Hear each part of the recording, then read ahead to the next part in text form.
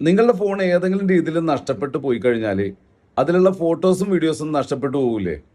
അങ്ങനെ നഷ്ടപ്പെടാതിരിക്കാൻ വേണ്ടി ഗൂഗിൾ ഫോട്ടോസിൽ നമ്മൾ സേവ് ചെയ്ത് വെച്ചാൽ മതി. അതിൽ ബാക്കപ്പ് ചെയ്ത് വെച്ചാൽ മതി. ഇപ്പോൾ 15 GB ആണ് നമുക്ക് ഫ്രീ ആയിട്ട് തരുന്നത്. ഒരു mail I D 2 mail I D അതിൽ നമ്മൾ സേവ് ചെയ്ത് വെച്ച് കഴിഞ്ഞാൽ 15 GB വീതം ഓരോ മെയിൽ ഐ ഡിയിലും നമുക്ക് സേവ് ചെയ്ത് വെക്കാൻ പറ്റും.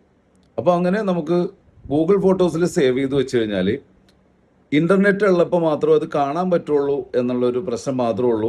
നമ്മളുടെ ഫോണിലുള്ള ഫോട്ടോസ് എല്ലാം അതിൽ ബാക്കപ്പ് ചെയ്ത് വെച്ചാൽ ഒരിക്കലും നഷ്ടപ്പെട്ടു പോകില്ല. ആർട്ടിഫിഷ്യൽ ഇൻ്റലിജൻസ് ഉപയോഗിച്ച് നമുക്ക് ഇതിലുള്ള ഫോട്ടോസൊക്കെ സെർച്ച് ചെയ്യാൻ പറ്റുമെന്നുള്ളതാണ്. നമ്മുടെ ഫോണിൽ ആയിരക്കണക്കിന് ഫോട്ടോസ് ഉണ്ടാവും. ഇതെല്ലാം എവിടെയാണ് കിടക്കണം, എങ്ങനെയാണ് കിടക്കണത്, ആരുടെ ഫോട്ടോസ് എവിടെയാണെന്നൊന്നും നമ്മൾ ആവശ്യത്തിന് നോക്കിയാൽ കാണൂല, ശരിയല്ലേ? അപ്പോൾ പക്ഷേ ഗൂഗിൾ ഫോട്ടോസിലുള്ളത് നമുക്ക് ആളുകളുടെ മുഖം ഉപയോഗിച്ച് തിരയാൻ പറ്റും. അതിൽ ആളുകളുടെ മുഖം കാണിക്കും. ആ മുഖത്തിൽ നമ്മളൊന്ന് ക്ലിക്ക് ചെയ്യുകയാണെങ്കിൽ ആ മുഖത്തിലുള്ള ആളുകളുടെ ഫോട്ടോസൊക്കെ അതിൽ കാണാൻ പറ്റും. അതുപോലെ തന്നെ നമ്മളുടെ മുഖത്താണ് ടച്ച് ചെയ്യണമെങ്കിൽ നമ്മളുടെ മുഖം എല്ലാം കാണാൻ പറ്റും. നമ്മളുടെ മുഖം ഉള്ള ഫോട്ടോസൊക്കെ കാണാൻ പറ്റും. അതുകൂടാതെ നമ്മളുടെ പേരടിച്ചു കൊടുത്താൽ, ഇപ്പം ഞാനതിൽ മീ എന്നടിച്ചു കൊടുത്താൽ എൻ്റെ ഫോട്ടോസ് എല്ലാം അതിൽ കാണാൻ പറ്റും. കൂടാതെ തെങ്ങ് എന്നടിച്ചു കൊടുത്താൽ തെങ്ങുള്ള ഫോട്ടോസ് എല്ലാം കാണാൻ പറ്റും.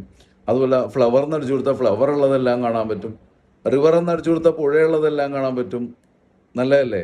അങ്ങനെ നമുക്ക് സെർച്ച് ചെയ്യാനായിട്ട് നല്ല കിടിലൻ ഓപ്ഷൻ അതിലുണ്ട്. അപ്പോൾ ഗൂഗിൾ ഫോട്ടോസ് നല്ലതല്ലേ? അത് കൂടാതെ തന്നെ AI ഉപയോഗിച്ച് നമ്മളുടെ ഫോട്ടോസൊക്കെ അതിൽ എഡിറ്റ് ചെയ്യാൻ പറ്റും. നല്ല ഭംഗിയായിട്ട് എഡിറ്റ് ചെയ്യാൻ പറ്റും.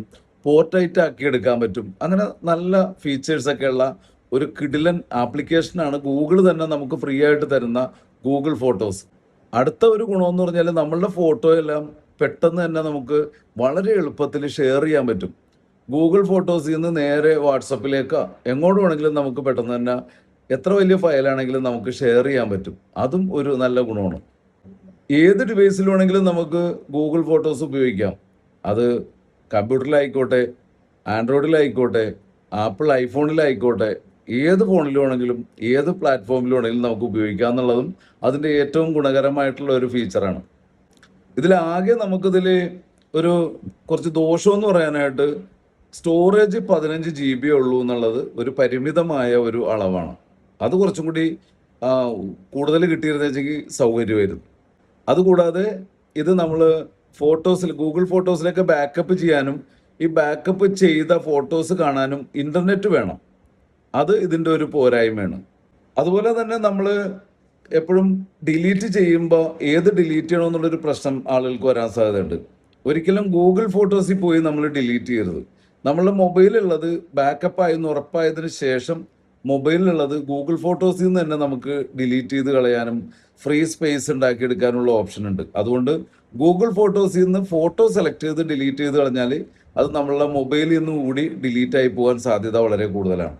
അതുപോലെ തന്നെ നമുക്ക് സ്വകാര്യമായിട്ട് നമ്മളുടെ ഫോണിൽ സൂക്ഷിക്കേണ്ട ഫോട്ടോകൾ, മറ്റാരും കാണാതിരിക്കാൻ പറ്റിയ നമ്മളുടെ ഫാമിലി ഫോട്ടോസ്, അങ്ങനെയുള്ള ഫോട്ടോകൾ ഉണ്ടെങ്കിൽ തീർച്ചയായിട്ടും ഇതിലേക്ക് ബാക്കപ്പ് ചെയ്ത് വെക്കുകയും ചെയ്യരുത്.